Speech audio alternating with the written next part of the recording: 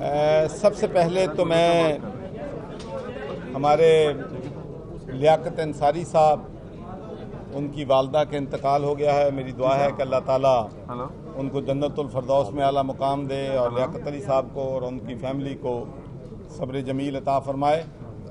آج یہاں آپ کو معلوم ہے کہ میں ڈیری ایکسپو پہ یہاں پر آیا تھا، تو سب سے پہلے تو میں یہ کہنا چاہتا ہوں کہ ہمیں اللہ تعالیٰ کا جتنا بھی شکر ادا کریں کم ہے کہ اللہ تعالیٰ کی مہربانی سے ہم نے کرونا جو ہے اس پہ بہت حد تک قابو پا لیا ہے اور اسی وجہ سے یہ ایکسپو جو ہے ممکن ہوا ہے. اگر ہم کووڈ-19 پہ کنٹرول نہ کرتے تو آج ہم اس ایکسپو جو ہے یہاں پر یا جس طریقے سے ہماری ایکٹیویٹیز اب بحال ہو رہی ہیں وہ نہ ہوتی. تو اس کے لیے ہمیں اللہ کا شکر ادا کرنا ہے. تو ایک بڑی یہ خوشی کی بات ہے کہ میں نے آج یہاں پر سٹال دیکھے ہیں اور ہمارے بہت سے دوست پورے پاکستان سے انہوں نے یہاں پر آ کر سٹال لگائے ہیں جس میں ڈیری کو پروموٹ کرنے کی بات کی گئی ہے. اور ہماری یونیورسٹی جو ہے ویٹرنری اینڈ اینیمل سائنسز، ان کے وائس چانسلر وہ بھی یہاں پر آئے ہوئے تھے. ہمارے منسٹر حافظ ممتاز صاحب بھی یہاں پر تھے. تو میں نے جو انوویشن دیکھی ہے، جو کمٹمنٹ دیکھی ہے، جو ڈیڈیکیشن دیکھی ہے اور جو ڈیزائر دیکھی ہے کہ وہ کس طریقے سے ہماری جو ڈیری پروڈکٹس ہیں ان کو آگے لے کے جانا چاہتے ہیں، تو اس سے مجھے بڑی خوشی ہوئی ہے. اور میں صرف ایک بات کرتے ہیں، اس میں آپ یہ دیکھ لیں کہ دنیا میں اب جو کاؤ یا بھینس ہے، گائے ہے، وہاں پر دودھ جو ہے وہ 35 لیٹر تک ییلڈ چلی گئی ہے. کہیں 20 لیٹر مل رہا ہے، کبھی 25 لیٹر مل رہا ہے. اور پاکستان میں ابھی بھی ہمارے جو گاؤں میں جو لوگ ان اینیملز کو رکھتے ہیں ان کی 3-4 لیٹر سے زیادہ جو ہے پروڈکشن نہیں ہے. تو اگر آپ اندازہ کر لیں کہ اگر ہم ایوریج جو ہے 15 یا 20 پہ بھی لے جائیں تو آپ دیکھ لیں کہ کس طریقے سے ہمارا کسان خوشحال ہوگا، کس طریقے سے ہمارا ملک ترقی کرے گا اور کس طریقے سے ہماری جی ڈی پی اور گروتھ جو ہے وہ بہتر ہوگی. تو ہمیں ان چیزوں پہ توجہ دینا ہے. ہمیں کاٹن سیڈ پہ توجہ دینی ہے، ہمیں ویٹ سیڈ پہ توجہ دینی ہے، ہمیں نے جو کلائمیٹ چینجز آ رہی ہیں ہم نے ان کو توجہ دینی ہے. اور ہم نے اپنی ایگریکلچر کو جب ہم سپورٹ کریں گے تو انشاءاللہ میں اس بات پہ بلیو کرتا ہوں کہ پاکستان میں اگر انقلاب اب آ سکتا ہے تو یہ ایگریکلچر ریولوشن سے آ سکتا ہے. تو سر یہ بتائیے کہ ایک طرف تو سر یہ فرمائے گا کہ اپوزیشن جو ہے بہت سرگرم ہے اے پی سی کے بعد، اور آپ بھی ہمیشہ مفاہمت کے گرو رہے ہیں، کبھی ناراض دوستوں کو بھی، اتحادیوں کو بھی منا لیتے ہیں، جو آج کا ارادہ رکھتی ہے آپ کی حکومت کو گرانے کے لیے. کیا وجہ ہے؟ آپ کیا سمجھتے ہیں کہ کیا واقعی آپ کی حکومت جیت سکتی ہے؟ دیکھیں، پہلی بات تو یہ ہے کہ لانگ مارچ تو پہلے بھی ہو چکا ہے مولانا فضل الرحمان، اور جس طریقے سے میں سمجھتا ہوں کہ اس لانگ مارچ کو، اس پروٹیسٹ کو فیسیلیٹیٹ کیا، اس کا بھی کم از کم پاکستان کی تاریخ میں کوئی نہیں ہے کہ مہمانوں کی طرح ہم ان کو ہر جگہ لے کے گئے ہیں. کوئی راستے میں ایک جگہ پہ بھی کوئی رکاوٹ اور بیریئر نہیں لگائے. دوسری بات یہ ہے کہ ہم بلیو کرتے ہیں کہ لوگوں کو جمہوریت میں پروٹیسٹ کا بھی حق ہے، اے پی سی بھی بلانے کا حق ہے، لانگ مارچ بھی کرنے کا حق ہے. لیکن میرا اپنا خیال ہے کہ پاکستان کے عوام جو ہیں ان کے ذہن جو ہے وہ جمہوریت پہ بہت زیادہ مضبوط ہو گئے. وہ عوام سے جب بھی پوچھیں جو ہماری کارکردگی سے مطمئن نہیں بھی ہے، اس سے بھی اگر آپ پوچھیں گے تو وہ یہ ضرور کہے گا کہ اس حکومت کو 5 سال پورے کرنے چاہیے. عوام نے ان کو 5 سال کا مینڈیٹ دیا ہے. تو میرا اپنا جو خیال ہے، اور میری کبھی پریڈکشن غلط پہلے تو ابھی نہیں ہوئی پاکستان کی سیاست میں، تو میرا خیال ہے کہ ہم انشاءاللہ پورے اپنے 5 سال. تو سر یہ بتائیے کہ نیب کا جو کردار ہے اس کے حوالے سے ایک کنٹروورسی کریٹ ہوتی ہے کہ جب بھی اپوزیشن کوئی موو چلاتی ہے تو نوٹسز شروع ہو جاتے ہیں. ابھی اے پی سی ہوئی ہے، اس کے بعد مولانا فضل الرحمان کو ایسٹ بیانڈ مینز کا ایک نوٹس جو ہے وہ تیار ہو گیا یا سرو کر دیا گیا.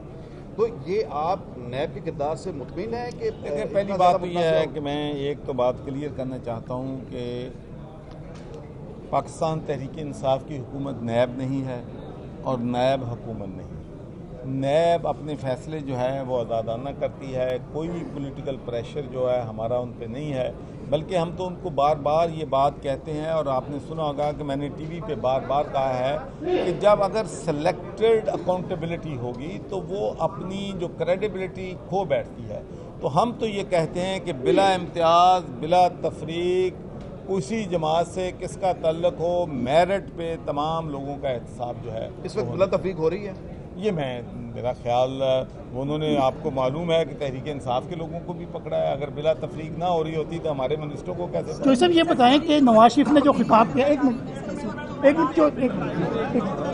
منٹ اسٹارٹ ہو رہی ہے، ایک منٹ خیر کے منس کیا کہہ رہی ہے؟ جی ڈیری سیکٹر کے حوالے سے آپ بعد میں کر لیں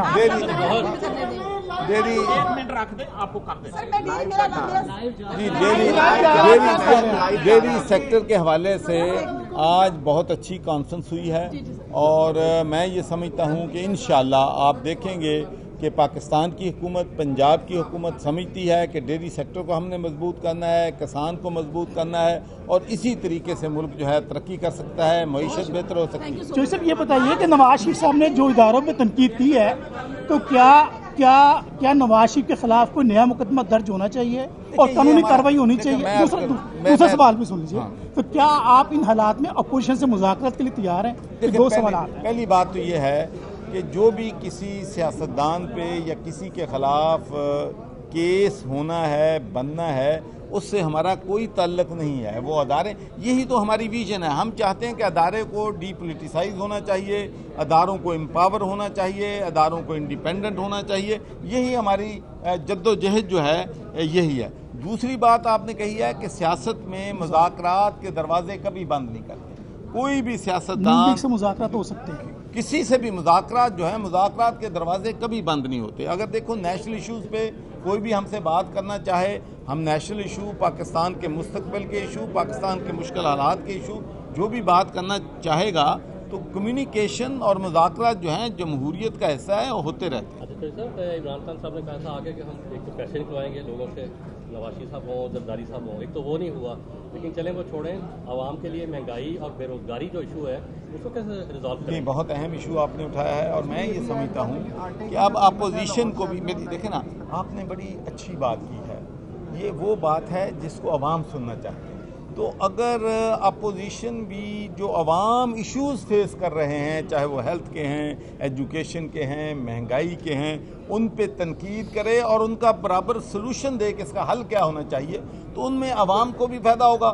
لیکن ان حالات میں یہ کہنا کہ حکومت گرانا ہے تو وہ ان کی بات جو ہے وہ کریڈیبل بات بھی کریں گے تو کوئی نہیں مانے گا. یہ بات آپ کی بالکل درست ہے کہ ہمارے عوام کے مہنگائی کے ایشوز ہیں، ہمیں ان کو ایڈریس کرنا ہے. گڈ گورننس کے ایشوز ہیں جن کو ہم نے ایڈریس کرنا ہے. تھانہ کلچر کو ہم نے تبدیل کرنا ہے، اداروں کو ہم نے ڈی پولیٹیسائز کرنا ہے، اور لوکل گورنمنٹ کو ہم نے اسٹرینتھن کرنا ہے. تو میں یہی کہتا ہوں آئیں مذاکرات کریں، ایشوز پر کریں کہ لوکل گورنمنٹ کو کیسے بہتر کرنا ہے، ہیلتھ کو کیسے بہتر کرنا ہے، ایجوکیشن کو کیسے بہتر کرنا ہے، ان امپلائمنٹ کو یہاں سے کیسے ختم کرنا ہے، مہنگائی کا زور کیسے توڑنا ہے. ان ایشوز پہ ہمارے ساتھ صاحب یہ بتائیے گا ابھی تک نواز شریف کی واپسی کے لیے کیا اقدامات ہوئے ہیں اور کب تک واپسی؟ دیکھیں میں عرض کروں جی، اس بارے میں کچھ نہیں کہہ سکتا کیونکہ میں اس میں انوالو نہیں ہوں. جو کمیٹی بنی تھی جنہوں نے اجازت دینے کے لیے اجازت دی تھی، میں اس کا بھی حصہ نہیں تھا.